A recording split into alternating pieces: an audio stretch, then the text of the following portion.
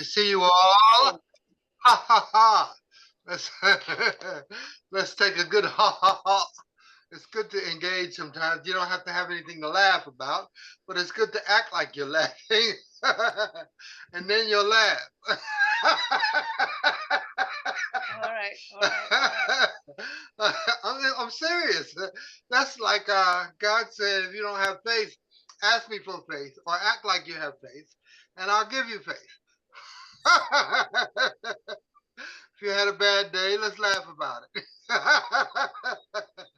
All right, let's pray first.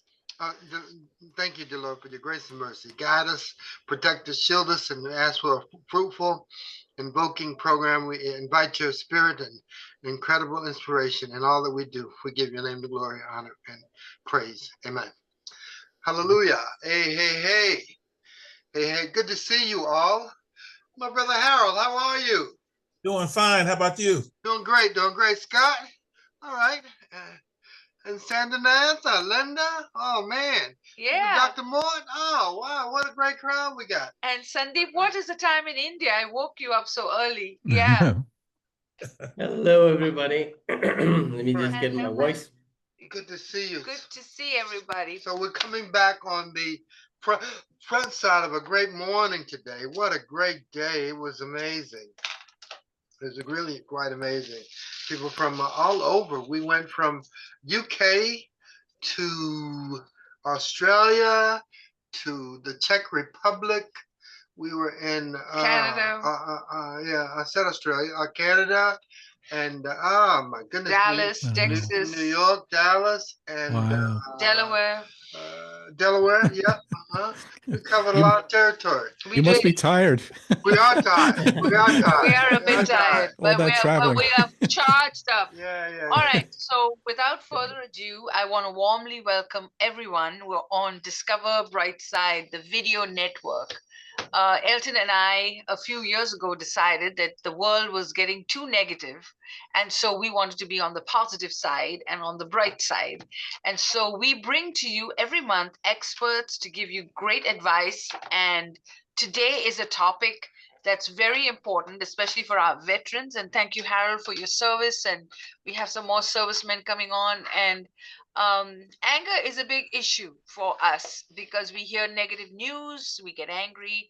We're on the call center on the phone, and they don't speak the same language as us, and we're on hold for a long time, and we get angry.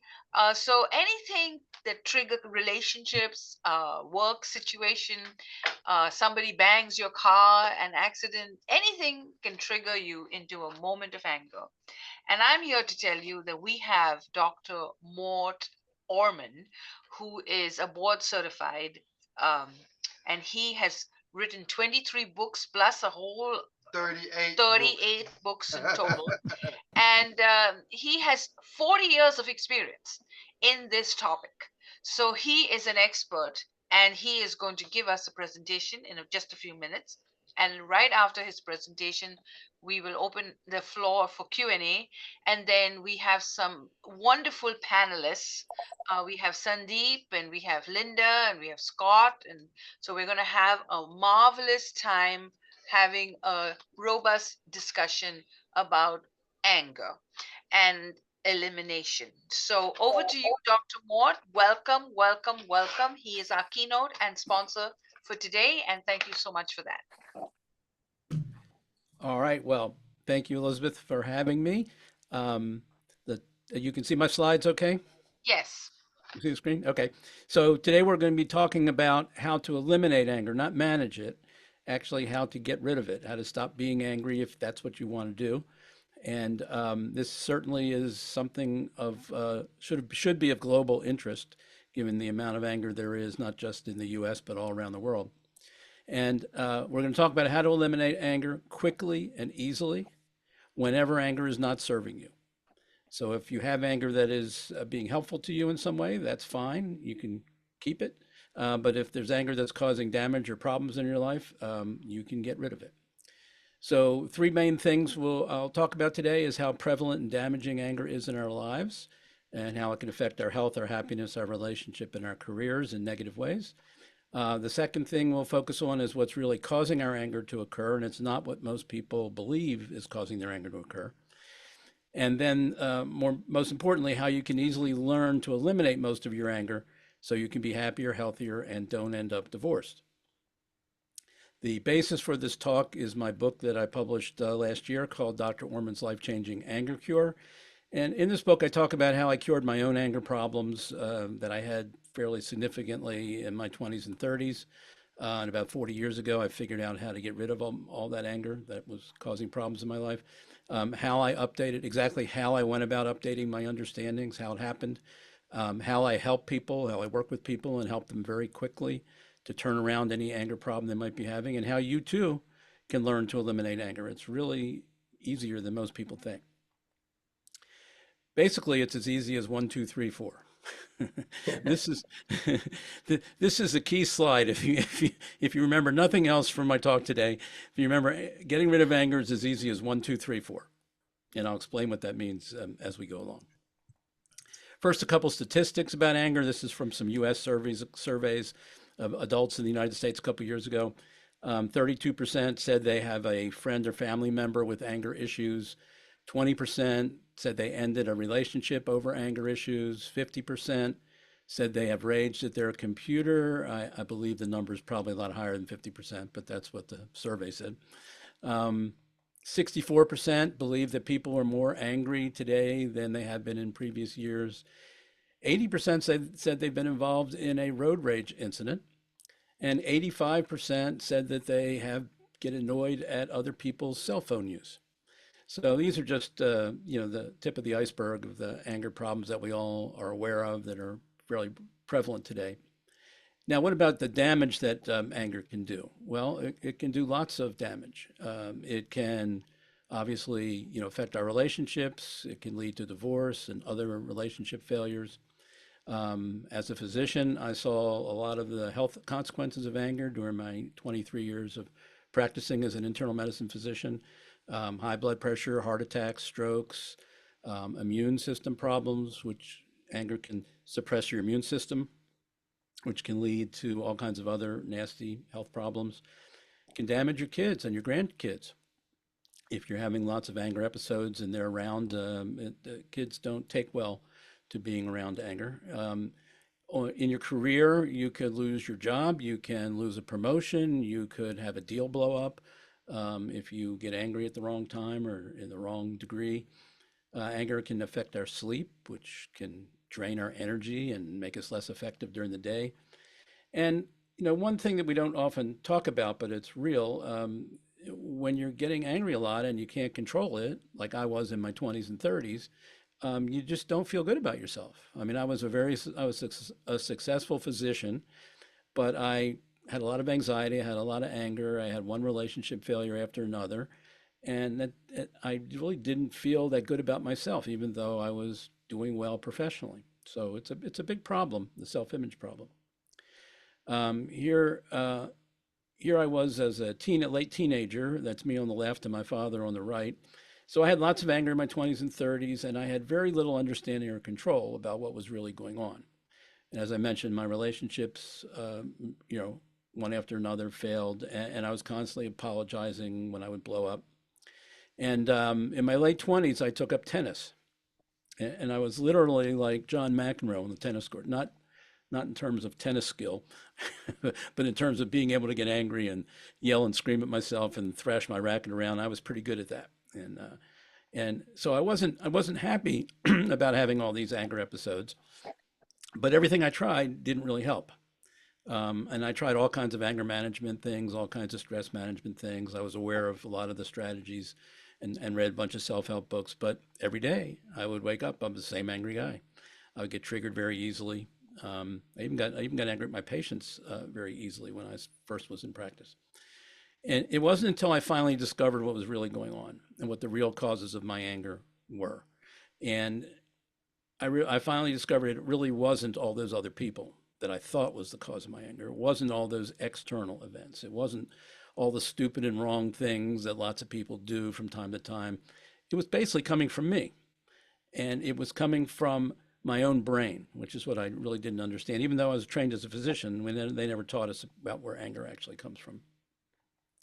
But once I understood how all of our anger comes from our brains and exactly the mechanism of how that happens, my life changed permanently. This was like 40 years ago.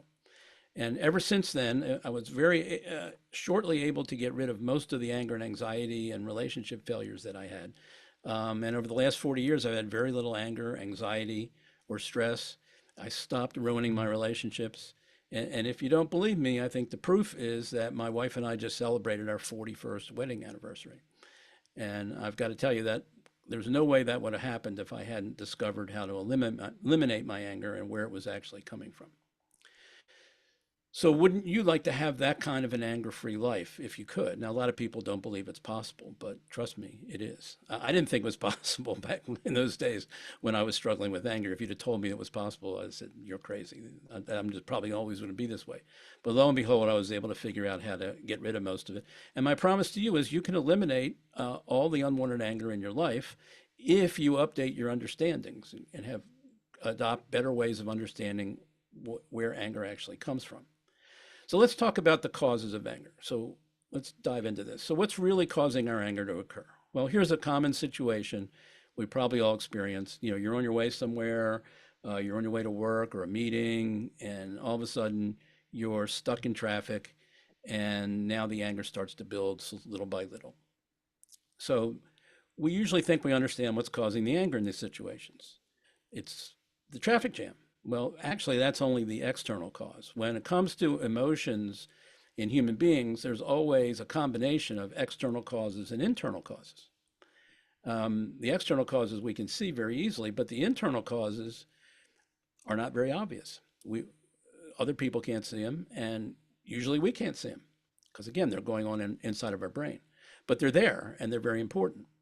Now, just to give you an example of how this works, I use an example that we're all familiar with, using our computers. So assume you're sitting in front of your computer and you press the A key on your keyboard and the A appears on your screen. Pretty common phenomenon that we've all experienced. Well, why did the A appear? If someone asked you, why do you think the A appeared on the screen? Most people would say, well, that's a silly question. I pushed the A key on the keyboard. That's why the A appeared. And as far as that goes, that would be correct. But if I asked you, are there any other causes that were involved for that to happen? And you thought about it for a minute, you'd realize that there are other causes. There have to be programs inside the computer running in the background that we don't see and we don't know much about, but they have to be there for that phenomenon to happen. If you don't have those programs, you can press the A key all day long and nothing's going to appear on your computer screen. So that's an example of how our emotions work, that there are causes in the background in our brains that we don't see and we don't notice, but they have to be there to produce the emotion. If they're not there, you don't get the emotion. So when somebody gets angry, what we don't realize is there are programs running inside of us, inside of our brain. And that's what's actually producing the anger. The external event is just the trigger. What's actually causing the anger is what's going on inside of our brains, the program that's running inside our brains that's invisible that we don't see. And it usually consists of several thoughts and perceptions and the way our brain filters reality for us. But the brain never presents us with a picture of the actual reality that's going on outside of us. It always kind of dumbs it down a little bit and filters out a bunch of stuff that it thinks are not necessary or important. And it only shows us what it thinks we need to see. So it's constantly filtering everything 24 hours a day. And we don't even realize that that's happening. But whenever we have an emotion, any emotion, there's usually just a couple simple filters involved, the ways our brain tells us to look at the situation that produces the emotion. And when you understand what the filters are for any specific emotion, you can then now step in and take control of your brain and what it's doing to you to give you that emotion, which you can't do if you're just busy managing just the symptoms to feel a little bit better. That's fine. But if you really want to get at the causes, you have to understand how your brain is filtering things and how your brain's telling you to look at a situation to give you that emotion. And when you know these internal causes, when you know those three filters, you can finally win the anger game, which most people can't win today. And you can Turn on your TV and turn on your social media, and you'll see a lot of people who are losing the anger game. Their anger is controlling them. They're not controlling their anger. It's because it's because they don't really understand what their brain is doing and what these internal causes are. So I'm going to show you in a few minutes what these filters are. And when I do, you should write them down because they'll be very useful to you for the rest of your life. Anytime you get angry, you'll be able to refer to what we're going to talk about in a few moments, and you'll know exactly what your brain is doing to make you angry every single time, 100%. So the big mistake we make when we try to understand the causes of our anger is we think anger is a 1-2 process. Now, what do I mean by that? I mean, we see something, somebody does something, somebody doesn't do something, somebody cuts us off in traffic, somebody, insults us or embarrasses us or threatens us. We see the thing, we feel the anger. It looks like 1 causes 2. Simple, direct cause effect. That's most people's common sense understanding of anger. The problem is it's wrong. That's not how anger gets generated. As I told you in the beginning, anger is 1, 2, 3, 4. It's never 1, 2.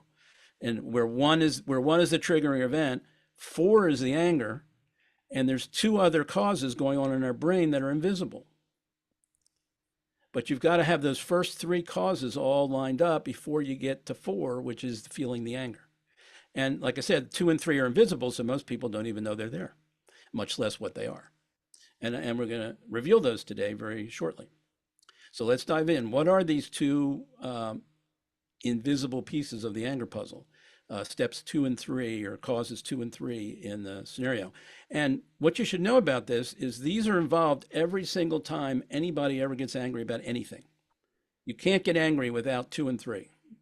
You can have all the 1s you want, but if you don't have the 2s and 3s, you don't get the 4. And they're always there. They're just invisible, so you don't see them. So what are these filters that produce anger in human beings? They are what's actually causing your anger, not the triggering event. So here they are. First filter is usually when we're angry, our brain tells us to look at a situation in the way that somebody did something bad and wrong they shouldn't have done. So notice we never get angry when we think somebody did somebody great or terrific or fantastic. It's always, they did something bad, they did something wrong, they did something unjust, unfair, harmful, okay? They did something they shouldn't have done, illegal, whatever. The second filter, our brain then tells us to imagine or think or notice that there was hurt or harm or negative impact, either immediate or potential. Somebody could have got hurt and harmed, or somebody did get hurt and harmed, or negatively impacted. It could have been an inconvenience, they could have been offended, they could have been denied something, whatever it is. They could be thrown in jail, whatever the negative impact is, there's a negative impact that's part of the story.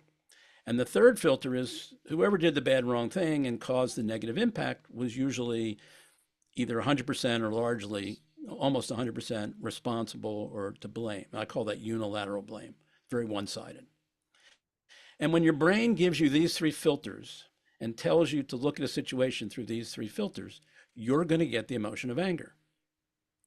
Now, if you're having anxiety, your brain's telling you 3 other things. Okay, it's giving you 3 other filters. If you have guilt, it's going to give you 3 other filters. If you have sadness, it's giving you 3 other filters. So whatever your emotion is, you can always tie it back to a couple primary filters in the brain. So these are the filters for anger, and you should write these down and put them on a sticky note or an index card or on your cell phone or somewhere where you can refer back to them, because every time you get angry, you can pull these up and you go, okay, this is what my brain's doing to me. This is how it's telling me to perceive the situation, think about the situation, okay? Here's an example. 2 people standing side by side in a grocery store. They both witness a mother haul off and slap her misbehaving young child. One of the people gets angry. The other feels no anger at all. So how does that happen? Why does one get angry and the other doesn't? Well, the one who got angry saw it this way. The mother, their brain said the mother did something bad and wrong, shouldn't have done, shouldn't have slapped the child. They assumed the child was hurt and harmed, both immediately, from a physical slap, but also maybe long term from living with that kind of a parent and whatever psychological, emotional impact that might have. And who was responsible? And that the person who got angry sees the mother as being totally responsible to blame. They should not have done that. They're the parent. They should have known better. That's why the person got it. Now, the other person may not have looked at it that way. That maybe they believe that corporal punishment is a good thing. Maybe they believe that it's going to strengthen the child's character. Maybe they saw it that, yeah, the mother slapped the child, but look at how the child was misbehaving. The child actually brought it on. So there's other ways you can look at it. And if you do, you're not going to have either no emotion or a different emotion. So again, if you didn't write these 3 things down before because there were too many words, I simplified it for you. You only need 6 words to remember the 3 filters: bad, wrong, negative impacts, unilateral blame. So if you can tattoo these into your memory, you'll know anytime anybody gets angry or you get angry, you know how they're thinking in a generic sort of way. So here's an example from my life. When I was younger, I got angry at my mother, and I stayed angry at her for like over 10 years. And it started when I was in high school. We started getting into arguments, and I started, having problems with her. My main complaint was she kept treating me as a child as I was growing up. And I was trying to feel my oats as a individual. And she kept treating me like a little kid, and I kept trying to get her to stop. I pleaded with her, I argued with her, I fought with her, but she refused to change. And one day she did it again, and that was the final straw for me. And I said, that's it. I don't ever want to see you or talk to you again. It happened about 3 years into this saga. And for the next 7 years, even though I lived in the same city, a few miles away from my mother and father, I did not see them or speak to them for 7 full years. That's how angry I was, and I maintained that anger for that period. Now, why was I angry at my mother? I didn't have these insights at the time, but once I realized what was going on, I realized that the reason why I was angry was because my brain was telling me repeatedly that what my mother was doing, i.e. treating me as a child, was bad and wrong and something she shouldn't do and something she should stop doing. I was feeling negatively impacted. I was feeling belittled. I was feeling, less than. She was disrespecting me, not recognizing my growth, and maybe even impeding my growth. And who was, in my mind, who was responsible to blame? Well, my mother was 100% responsible to blame. She could have stopped. I kept begging with her to stop, and she wouldn't stop. So it was all her.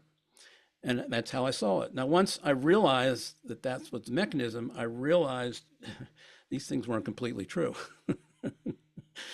It's very hard to get a mother to stop being a mother. I didn't appreciate that when I was in my younger years. They're going to want to do the things that they've always done, and that's the way they showed their love for their kids. At least for my mother, it was that way, and a lot of mothers are that way. So for me to think I was going to change my mother was kind of a stupid idea, but I did. Anyhow, that's a long story on that. But anyhow, what's this third thing? What's this second invisible cause? The first one's the filters. So your brain gives you 3 filters, tells you to look through them. And this is the third one. And again, every single time you get angry, both 2 and 3 are happening. And I call it the automatic, invisible, lightning fast, incontrovertible something. I'll tell you the something in a minute. But it's automatic. This is what your brain is doing. It's automatic. It's invisible because it's going on in your brain. Lightning fast comes immediately after the filters. And it's incontrovertible, which means it's hard to argue with. All right? And what is it? What is your brain doing here in this step? It's the stamp of truth. So the first thing to make you angry, your brain gives you these filters. And remember, they're filters, so filtering is going to leave stuff out. So it's never the whole truth, okay? And sometimes it could be really distorted. But they're going to give you these filters, and then your brain immediately says, this is the truth. Believe me, I'm your brain. I wouldn't lie to you, okay? Don't argue with me. Don't ask any questions. This is the truth. Look at it this way. And then that makes you angry. So it's like a 1-2 punch. Your brain gives you the filters and then tells you they're true. And when you believe they're true and you're looking at them in that way, you're going to have the strong emotion. Okay.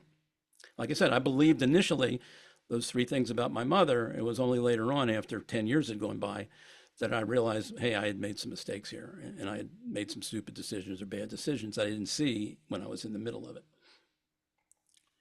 So again, when you know these internal causes, when you know the three filters and you know that your brain is telling you they're absolutely true when a lot of times they're not, now you can play the game that you couldn't play before.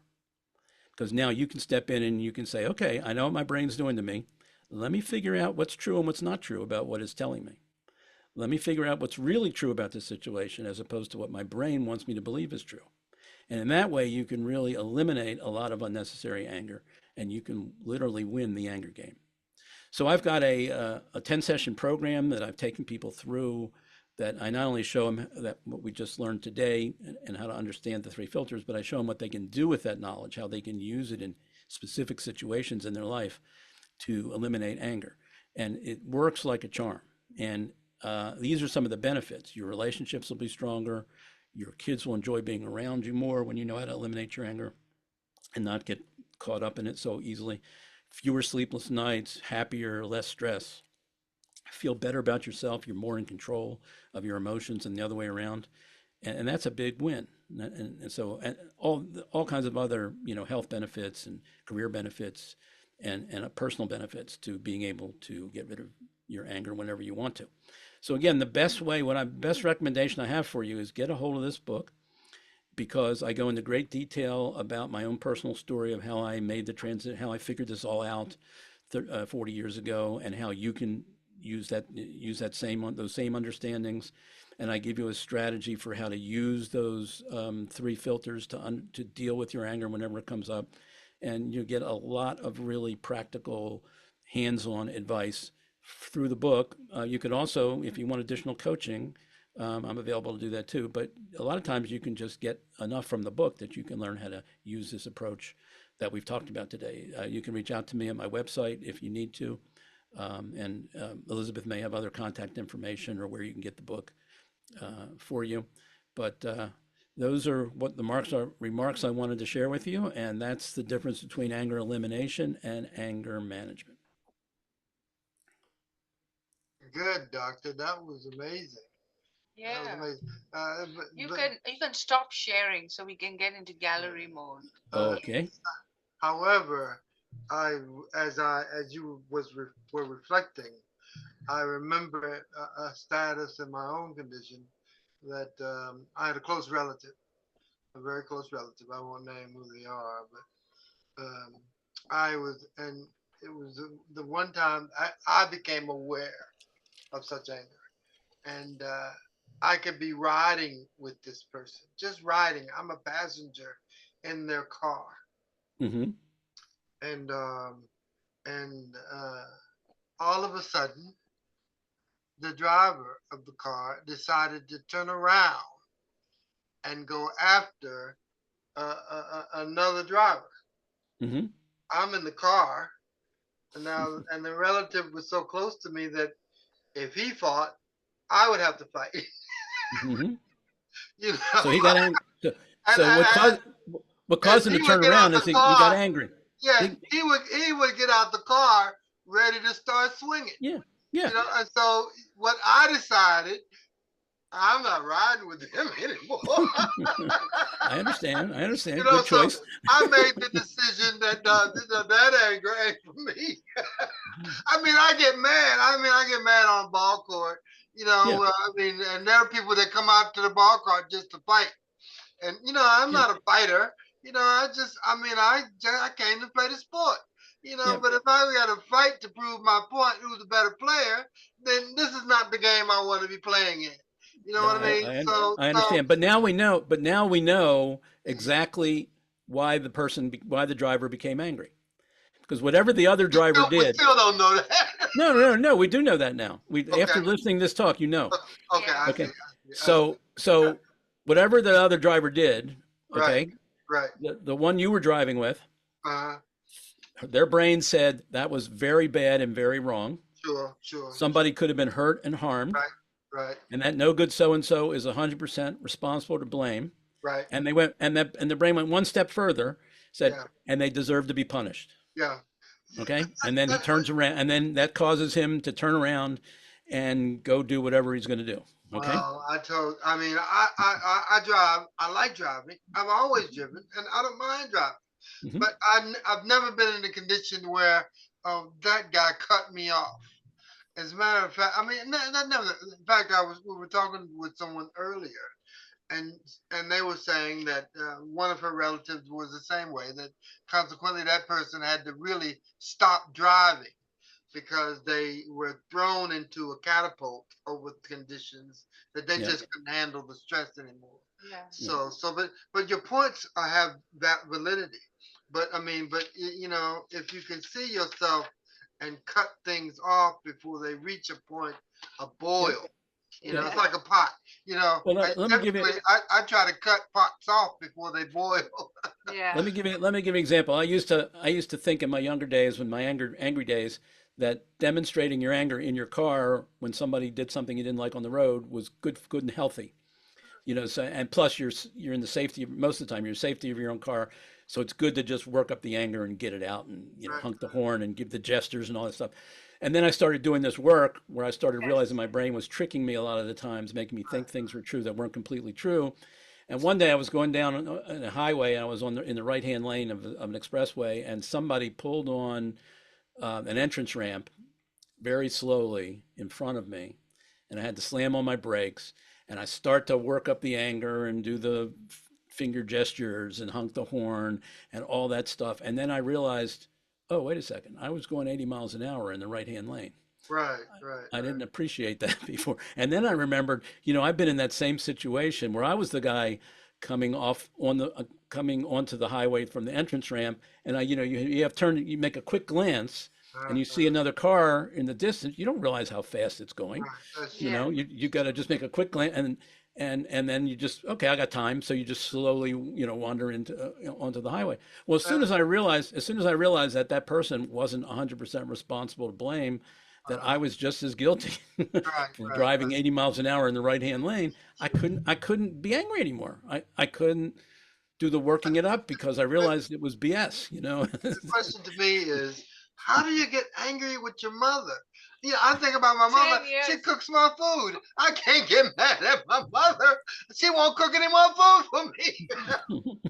You know? Well, I would get angry because my mother would keep giving me food when I didn't want it or need it, and I said, "Listen, I don't need that anymore." You know. Right. I see. Yeah. And while you were speaking, one thing came to mind is sometimes, you know, we are very super smart people, right? And as super smart people, you find other people are not as smart as you, and it frustrates you. Like, for example, the call centers, you know, you're calling them for some kind of problem solve, like Microsoft. I was calling them because the computer, you know, was not working, and they couldn't figure it out, but they were, you know, making up stuff.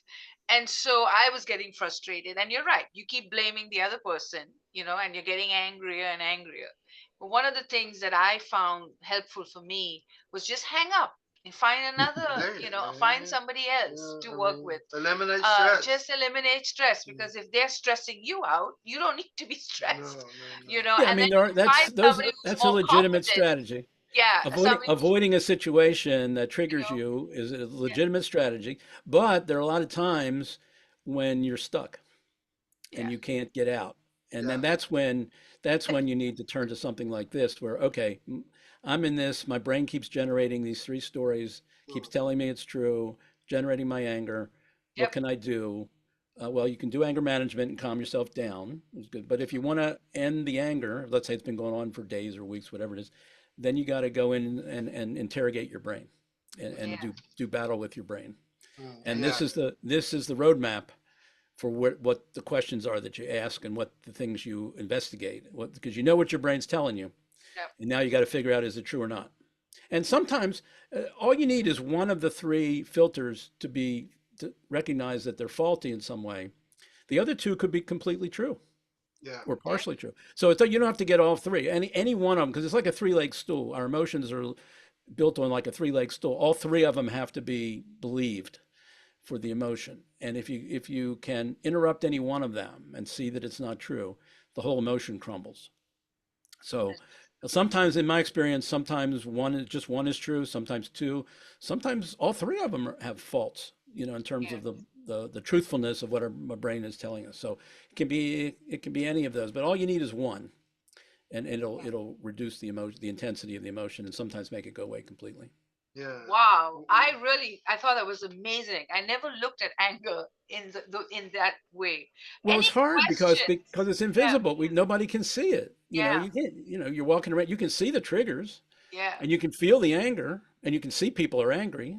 So yeah. you get the 1 and the 4. That kind of is easy, but the 2 and 3 are very challenging, and most people don't even know they're there.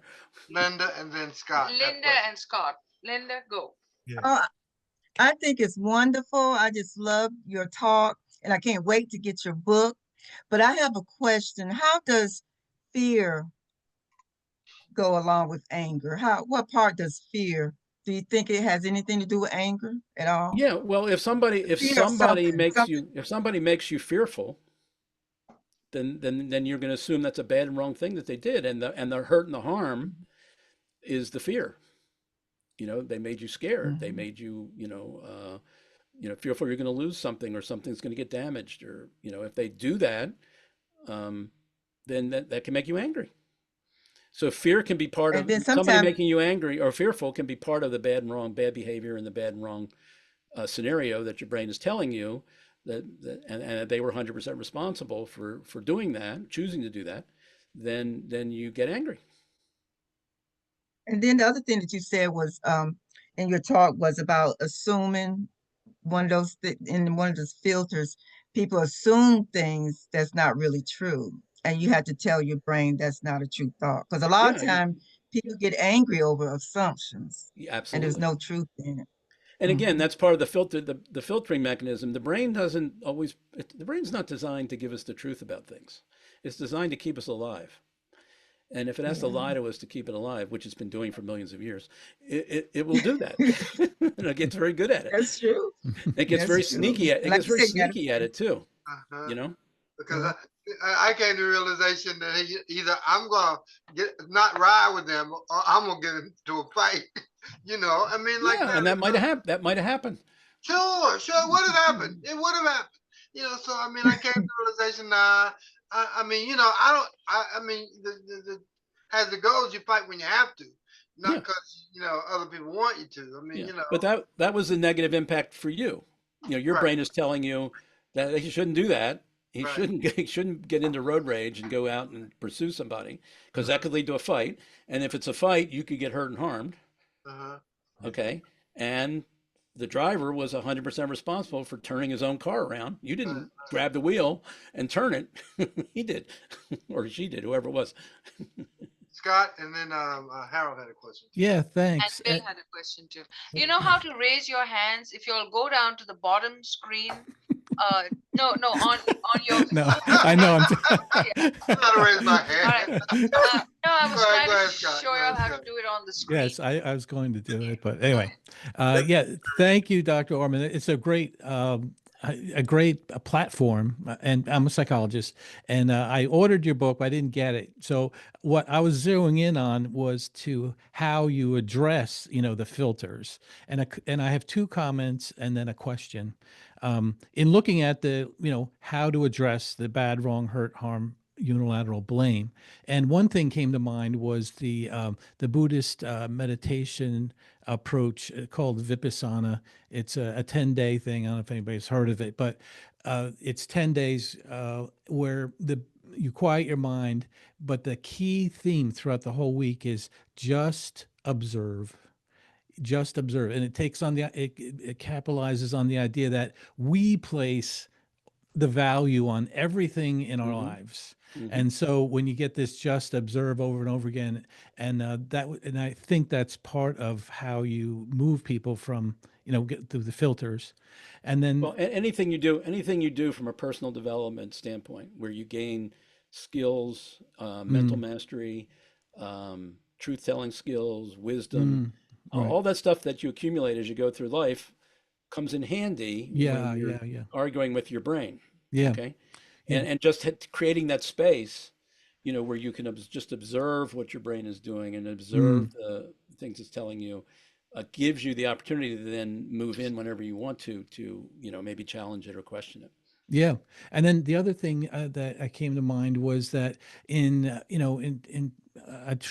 approaching people's, enabling them to raise their, the positive emotions and vibrations, and that one way to do that was to see in a conflict or in something that you're angry about, is that you investigate both sides, in depth, so that you can appreciate, what is going on, and that, Yes. they're saying, like, say in a conflict somewhere. Well, try and dig in, if you're really upset about it, dig into both sides, see what's going on. And then Yes. that can diffuse that and get you out of that angry mode, because angry modes are unhealthy, and physically, emotionally, and all that. So And that's that what was another happens thing. when two people are arguing, when two people are arguing, they each think they're right and the other Yeah. person's wrong. Yeah. And it's hard to be open-minded when your brain has locked you into that frame. Yeah. Okay? You've got to practice some skill where you can say, okay, hold on a second.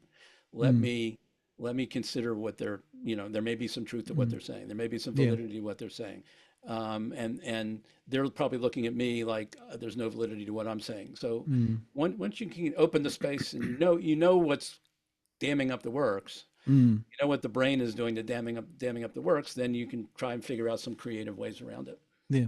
So then, Mike, my last thing is a question. So, you know, as a psychologist, and you would know this as well, that, there's deep seated issues, Hmm. and you can't just, think about things and then, oh, okay, well, I forgive you for 40 years of whatever, but, and I know that you probably get into this in your sessions, Yeah. but, does it take people, does, does it take longer for people to get over things? Do some people never are never able to move beyond that?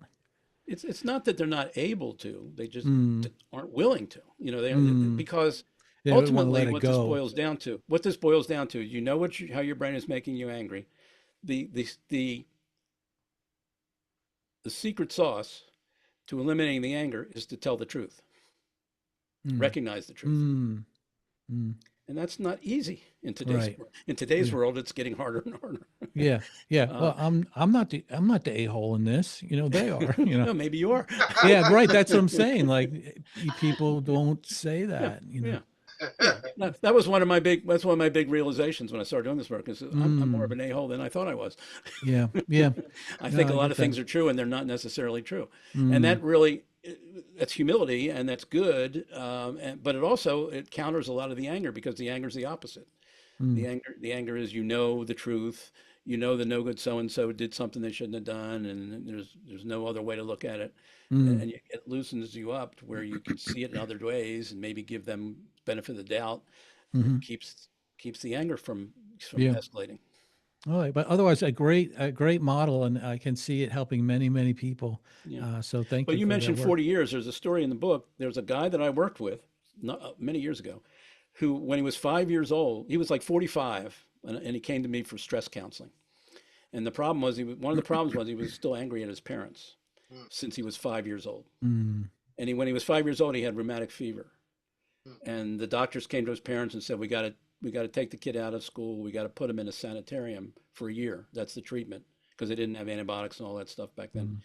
mm, And that was a life-saving treatment. And so the parents didn't like the idea, but they went along because they felt they had to. And so mm, he's in this place for a year, and the parents rarely come and visit him. And his assumption was that they didn't care about him. They just, betrayed him. They just, you know, left him there by himself. And he was just bitter the whole time. And then eventually got out, came back home. But he carried this bitterness around, and he's still carrying it around 40 years later. And he's mm, coming to somebody for help, with that being one of the components of his stress. His father had died, but his mother was still alive. So I said to him, "Have you ever?" Like in our second session, I said to him, "Have you ever gone to your mother and asked her what it was like for her and your father during that year that you were mm, in the institution?" And he said, "No, I because he assumed he knew." mm, Okay. I said, "Well, you might want to do that for homework between now and our next session." He said, "Okay."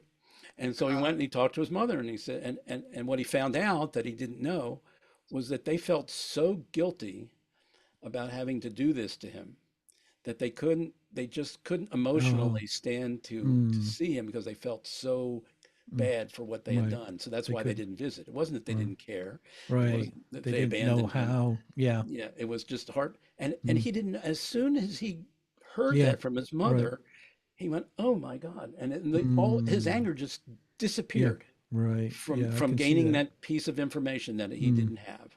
Hmm. Okay. And so, like you say, 40 years worth of anger can disappear in an Mm. instant if you, Mm. once you see what's true versus what you thought was true for all those 40 years. Right. Mm. Very good. Thank you. Harold had a question for you. Go ahead. Yeah. Well, what I was going to say was that's why a third party or a psychiatrist or a therapist is really, really needed, because so many people who have been hurt many, many years ago have kind of washed it out of their brains as to why they're angry. They just stay angry. Yeah. And there are those who, like you said, someone else I saw written on here about a narcissist. You know, some people just psychologically just screwed up. Yeah. You know, and they're not going to be open to telling the truth or debating their brain. They just want to keep things the way they are, and then you're not going to have a hard time helping them. That's exactly right. And so people who are doing self-analysis and who's trying to improve, who wants to improve, these are great things for people to really, check themselves out. Like I said, look in the mirror, look at the man in the mirror, and start asking yourself questions, or talking to yourself. Well, it's your brain. It's our brains. Yeah, that's exactly right. And it's coming from us. So there's no reason not to look in the mirror. That's what I like about you guys. You just give them a couple of words like your mama. doesn't trigger me anymore. I know, but then things will start coming clearer to them, and that's why it's so important. And so many people are afraid to or think something's wrong if somebody mentions to them, have you ever seen a therapist? Have you ever talked to a psychiatrist? The stigma, yeah. And I say this, we blacks we don't, we think we're crazy if somebody decides they want to go see a therapist, and that's the purpose for going to the therapist. Yeah, that's true. Because there are problems that we have that we cannot reach and dig out ourselves. And so because we have a lot of blind spots. That's one of the things the brain creates. It's hard that's why a baseball player gets a coach, or hitting coach, let's say. They're not focused on every little, play where their arms and elbows and everything. Ball's coming at them at 90 miles an hour. They're not observing that stuff. You get a hitting coach who can help you see some stuff that you can't see about yourself. That's what they say. They say couples therapy is for healthy people. Because they're there. They're they want to work on the issues. Yes. A lot of times somebody doesn't show, and it's tough to work that way. But yeah, you got a lot of guys who's come back from Vietnam, who's come back from the wars, guys who have come back from the NFL and the basketball and all this stuff, and they've been so aggressive that it's been built into them. And when they finally retire or whatever, many of them still have that same aggression in them, and they don't know why they have it in them. And that's why, like I said, you guys are a blessing to us to help us, bring that out and finally realize that if we are willing to do that, you remind me of when I grew up in Baltimore, and I've talked about it in the book a little bit. When the Baltimore Colts were my favorite team as a kid, and one of the all-pro linebackers for the Colts later retired from football, became a radio announcer in Baltimore. Yeah, and I would listen to him frequently. And he was like an amazing linebacker, all pro, he was the nicest, sweetest guy when he retired from football. He lost all of that. Appeared to lose all of that aggression. I couldn't believe, how he could do that, how he could spend all those years with all that aggression to be good at what he did. And then, drop it, in a short period of time and just be this mild mannered, wonderfully compassionate, guy. Well, I have one other friend to tell you about. He was in the military and he was in special forces. And being in special forces, he had certain jobs to do. I'm retired Air Force. I was Air Force. I didn't deal with all that aggressive stuff like that. Thank you for your service. Yeah, and he had special missions that he had to go on, the kind you see on TV when they're talking about guys going behind the line and wiping out somebody, or he had that type of a job. He said the way that he dealt with that was that now other guys and ladies didn't do the same thing, but he said what he did, he created another person within himself, an alter ego, and he was the one that went out on the missions and erased people or did what they had to do. And when he came back, he became the other person. Well, the problem is when he got out of the military, he still had that other person hanging around. And so there are many times he had to really catch himself and retrain himself, or just deny that other person's entrance into his into his life. But he knew the brain is conditioned. It's gonna send you that person, and then you're gonna have to develop skills for resisting that. But personalities can. No, I want to make this point as real, is that seemingly as normal people, you have to be aware of the abnormal. I mean, around you. And if a tree is leaning a particular way, you don't want it to fall on you. And I remember me and my older brother, we were in Los Angeles, walking down in front of, in Los Angeles, sightseeing. And we were just walking regular. And to the right of me, there was a fellow who was looking funny, like he was leaning a little bit. And so, and he walked by this trash can as if he was about to pick it up. And he looked a little dangerous. And so I said to my brother, I said, hello, meaning I go high, you go low if he comes. And so what happened was, when I said that, he had picked up a trash can and then he dropped it and walked away. So the point that I'm making is you really have to be aware of conditions in a grocery store and service stations. If as they say, the squeaky wheel gets the oil. There's a few squeaky wheels that ain't got no oil. And you're gonna have to really pay attention to those things and matters to stay safe.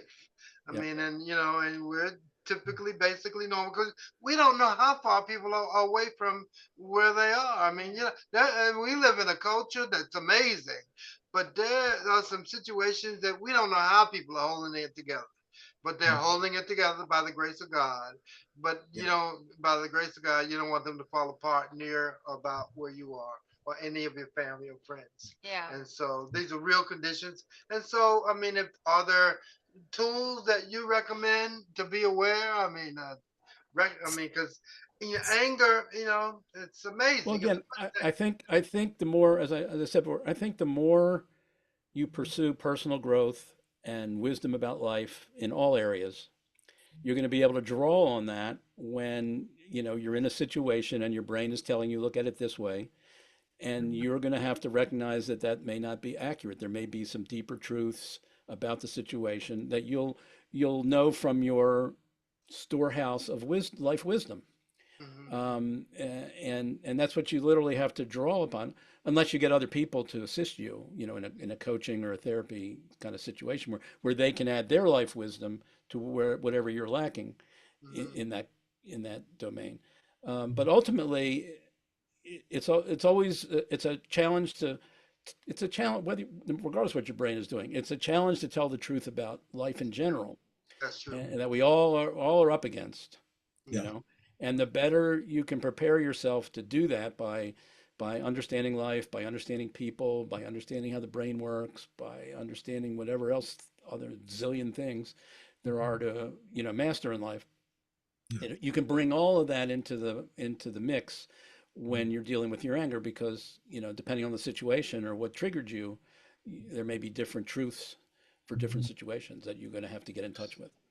Well, I really like exactly what you're talking. I like what you're talking about, even though what we brought up, the cases and things I brought up were extremes. They were extreme cases. What you're talking to is this works. This approach works if you're irritated. You're standing in line at the grocery store. Exactly right. And Or you're in a road rage situation. yeah, It's the same. yeah. It's the same. It's the same three filters. The And we'll get more. intensity of the anger will be how you're conditioned to respond to anger. I mean, some people standing in a line at the grocery store can make them go berserk, you know, if they're waiting too long, where Right. most of us wouldn't. Okay. But most of us will have like a minor anger reaction to that, but we may have a major reaction if somebody threatens one of our kids, or somebody, you know, threatens our spouse, or Yeah. tries to burn our home down or something like that. You know, we're gonna do something different.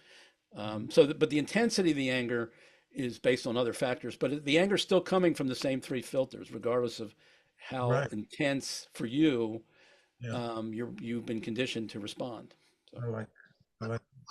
I think we also have to, because I remember, and I mean, you know, my parents were amazing people.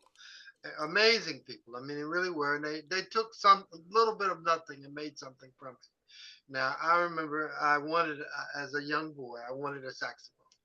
I wanted a saxophone, and I asked my father for a saxophone, and he said, "Well, I don't know. Let's see."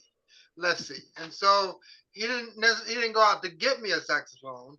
He got me a way to get one to pay for it myself. But I was mad at him for not.